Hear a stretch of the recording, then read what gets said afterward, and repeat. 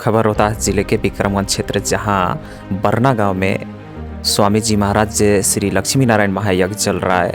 उस दौरान श्री जीयर स्वामी जी महाराज के प्रवचन के दौरान मोक्ष की 5 गतियाँ बताई गई है।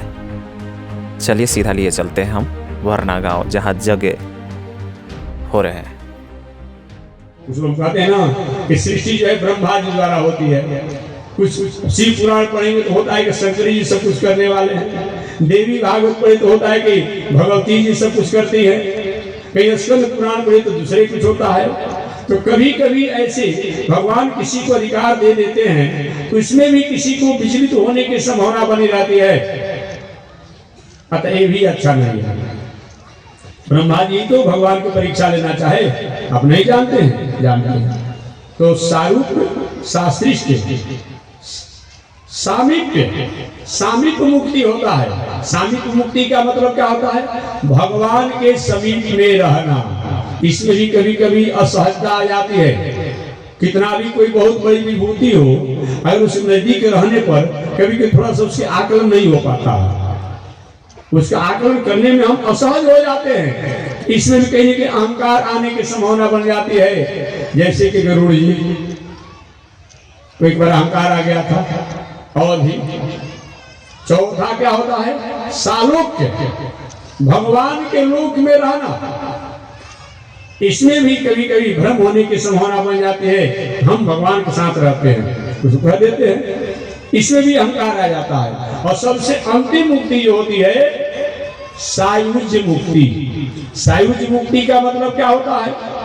अब अपना अस्तित्व नहीं रहता है। जैसे जल अलग हो, दूध अलग हो, और जल और दूध दोनों को एक में मिला दिया जाए, एक हो जाता है।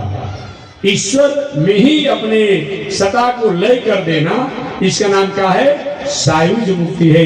ये सबसे श्रेष्ठ मुक्ति बताई गई है। इस तरीका से ये सबसे उत्तम मुक्ति बताई गई है। तो भगवान का धाम कौन है? यदि गत्वा। हाँ, एक बात और है, चाहे 5 प्रकार की मुक्ति हो, 4 प्रकार की मुक्ति, एक मुक्ति में तो अलग की सत्ता ही नहीं रहती है। चाहे 4 प्रकार की मुक्ति हो, सारूप मुक्ति, शास्त्रिष्ट मुक्ति, सामीप्य मुक्ति, सालोक्य मुक्ति, इन चारों मुक्ति में भले ही संसार में थोड़ी सी होता है, लेकिन वो एक न एक दिन परमात्मा का ही अधिकारी होता है।